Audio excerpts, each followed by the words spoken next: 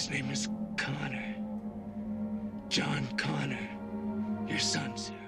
Terminator franchise has caused a stir in the sci-fi scene ever since that first movie premiered in 1984. The franchise has grown in every aspect since then, and so have the fan theories. Over the years, the time travel in the Terminator franchise has raised quite a few eyebrows, with each new movie messing up the timeline in a way. So, of course, this has resulted in quite a few fan theories. However, none of the fan theories are as spicy as this one, so join us as we discuss the very popular fan theory about John Connor's parentage. Before we get into our exploration, though, we have a very small request. If you like our content, please support us by subscribing to the channel. It's a small click for you, but for us, it means a lot. Thank you. Let's begin.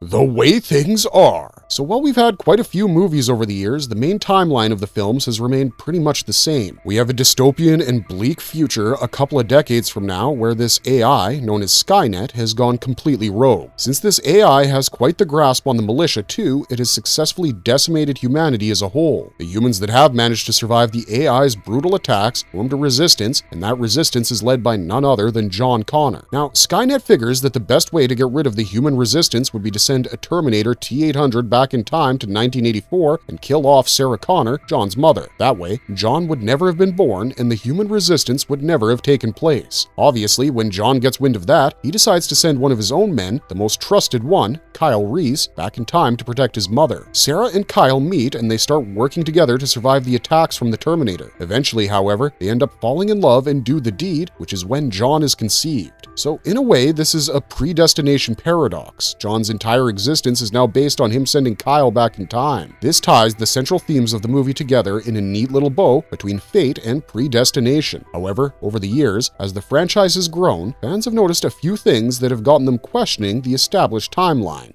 The real father of John Connor. That little rumble of doubt began when people noticed how many different versions of John Connor we got, including the one played by Jai Courtney. Each time we get a new version of John Connor, fans start wondering if the paradox is actually at play. And that's when one fan pointed something out. What if John's not Kyle's son at all? At the beginning of the first movie, we see Sarah and her friend Ginger getting ready for their dates. That's when we hear a guy call up Sarah. This guy was her date. He brushed her off, making excuses as to why he couldn't come, and called it a day. Now, in the beginning, when we first saw the movie, we didn't think much about it. However, now things are a little different. It's evident that Sarah has already gone out with this guy before, so it's not highly unlikely that Sarah may have been intimate with him already. But on this fateful night, the way the guy spoke with her didn't sit right with the fans. The way the guy brushed Sarah off sounds a lot like how people brush off their dates after a one-night stand. There's this air of coldness in his way of speech, which makes us think that maybe this guy wanted nothing to do with her after sleeping with her. Now, would it be too much of a stretch to consider the thought that perhaps Sarah was already pregnant from sleeping with this dude who she canceled the date with? We don't think so. The theory states that given how John was born in 1985, following the standard 9-month pregnancy timeline, he could have been conceived mid-1984, which would align with Kyle's timeline. But it would also align with this hypothetical scenario because the guy and Sarah probably got together right before Sarah's life was swept up into turmoil. If she had been pregnant when she met Kyle, then there's no way that our Kyle is the father of John Connor. Furthermore, a lot of fans have noticed that John and Kyle don't necessarily share much of a resemblance when it comes to appearance. John's complexion is darker and more broody with his brown locks and sharp features. They differ vastly from Kyle's otherwise lighter complexion and physique. Now, we're not saying that genetics couldn't have worked their magic and John did not get these features from great-grandparents from either side. However, fans do believe that the lack of similarity in appearance is probably due to John not being related to Kyle at all. Unlike other fan theories in the Terminator world, this particular theory has the ability to make or break the whole universe as a whole. I mean, think about it. If John and Kyle aren't related, why did John send Kyle back in time? Up until now, we were thinking that he sent Kyle back in time to ensure he was conceived, but now it could very well be something else. Now, this would also imply that John's existence is not at all dependent on Kyle, something that we all thought it was. The time loop would cease to be as paradoxical as it seemed on the surface. Also, think about it this way. The John Connor who decided to send Kyle Reese back in time probably ceased to exist when Kyle and Sarah got together because the new John Connor was born, right? That would change the entire storyline, wouldn't it? However, that seems to not be the case. It would make sense if John had never been conceived because of Kyle, so Kyle and Sarah sharing the bed together has no effect on John in the long run.